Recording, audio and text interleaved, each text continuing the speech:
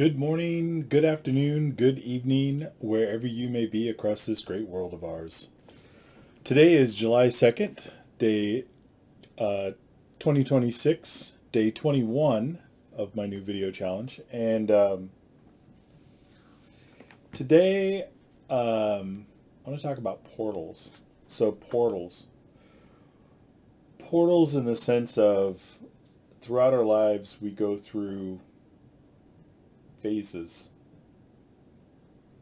And when we transition from one phase to another, it often feels like we're stepping through a portal or we have stepped through a portal. I think normally you don't realize it until you're on the other side and you feel something is different. Something has changed in your life.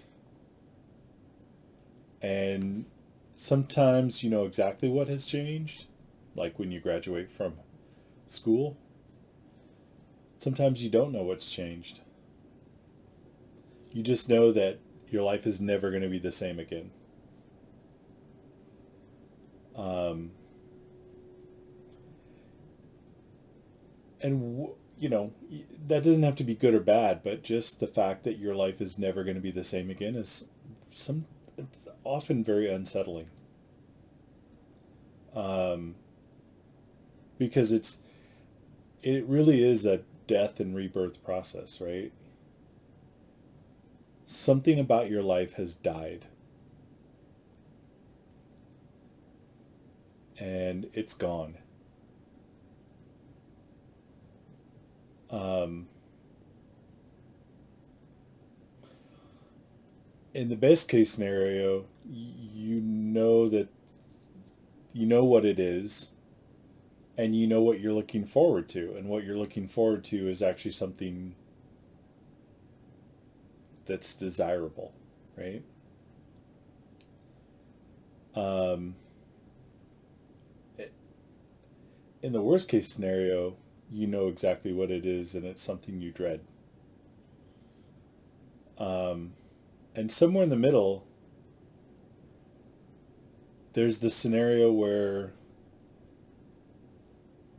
you have no idea what's changed. You just know something significant has changed in your life, but you don't know what it is. And you have no idea not only what you're leaving behind, but you don't know where you're headed.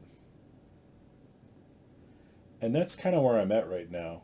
I felt this shift earlier this year in the springtime.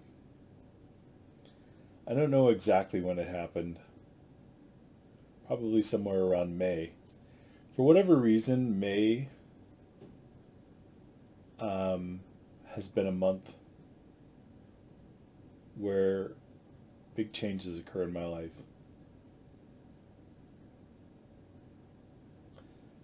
Um, yeah, and I just started to notice that something really big had shifted in my life. And I could feel that something was dying off.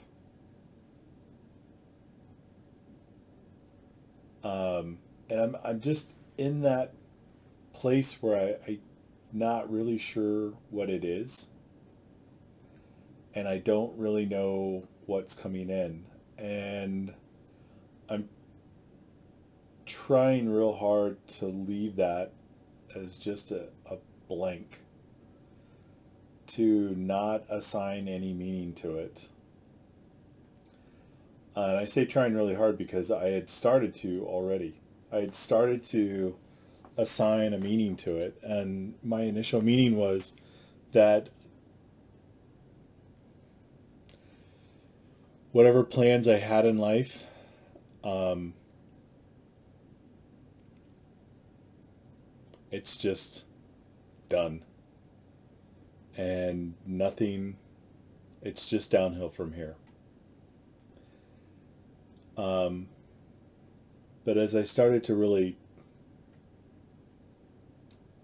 think and feel into that, there was a part of me that just said, well, that's an easy answer. That's the typical answer. But um, the more I sat with it, the more I thought, well, that's not necessarily true. It's just the typical answer. At my age, at 58, that's the easy answer, right? There's no, it's the cliche, right? But it's just not necessarily true. Like I'm not, when I feel into it, and usually if I take a moment and I feel into something, I can kind of feel, if something's true or not. And I don't get that. Um, I will, kind of what I get is it could be true if I really want it to be true, right? If I really embrace that story and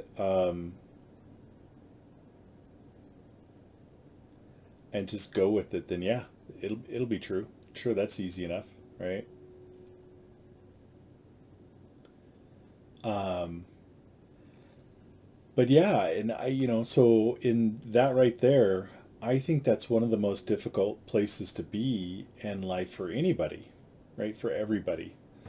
And I want to just reiterate, and I don't know, maybe I didn't say this enough, but I want to say it over and over.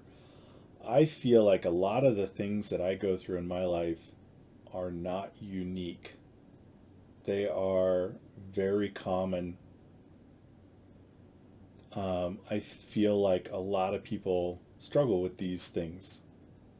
And so my hope is that when I share my experience, um, and any thoughts I have about my experience, that anybody who's listening to this can benefit from it too.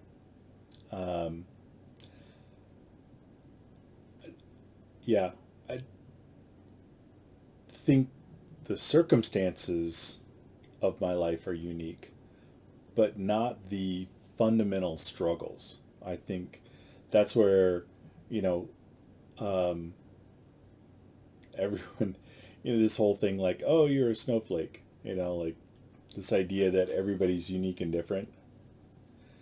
It's true and it's not, right? It's true. It's kind of like what Tolstoy said in Anna Karenina. He said, every family is happy in exactly the same way.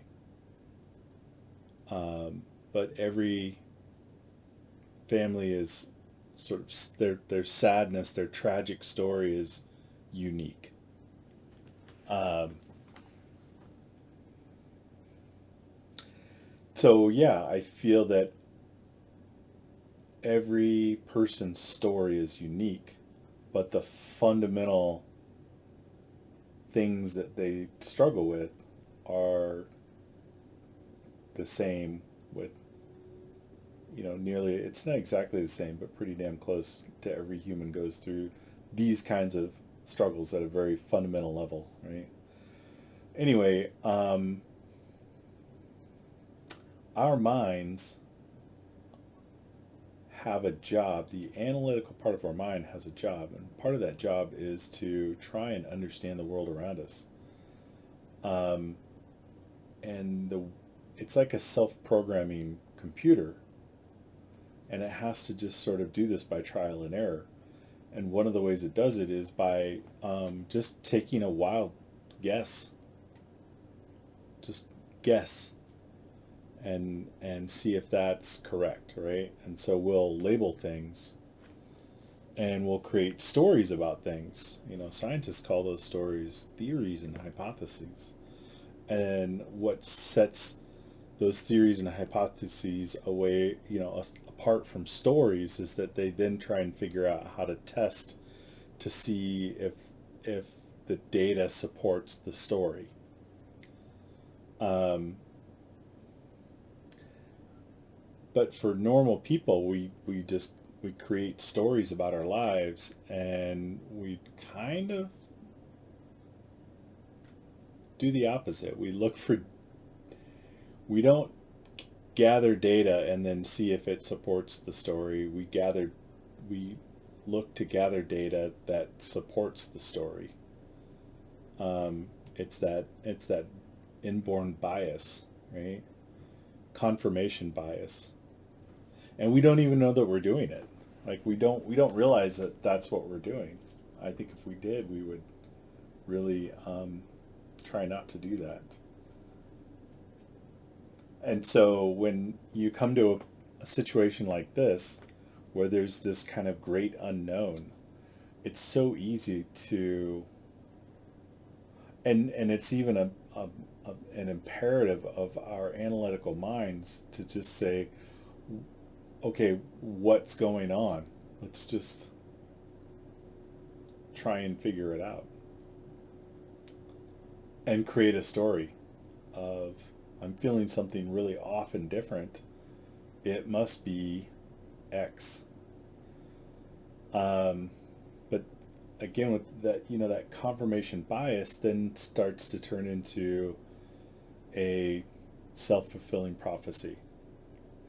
And I started to go into that story that if it turned into a self-fulfilling prophecy would have been a really sad one.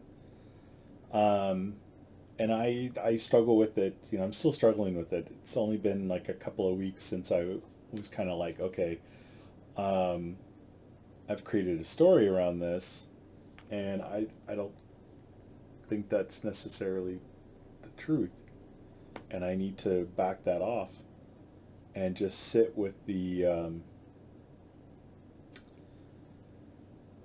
and just sit in the unknown and see what happens, right?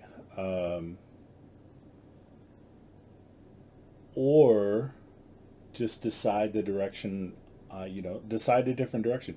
I had already decided what this was early on, and it was, but I decided something really negative, and so maybe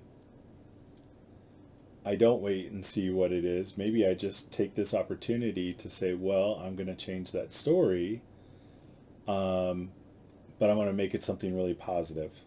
And yeah, it feels very strange and different, um, in a way that, anything that's really strange and different makes us uneasy, because we're always trying to determine if we're safe or in danger. So our minds don't like strange and different. It likes predictable. Um, but but I think there's like so much magic takes place in the unpredictable, in the space of the unknown, if we get comfortable being in that space of the unknown, and we allow ourselves to say, well, um, I'm not really sure what's going on, but let's try and do something fun and interesting here. And we get into that more playful space. Um, yeah, you can really tell the kids. You look at children, 3, 4, 5 years old, the ones who are really well adjusted, you put them into a strange space and they'll start exploring and having fun. And the ones who do not feel safe in their life will find a corner to hide in, right?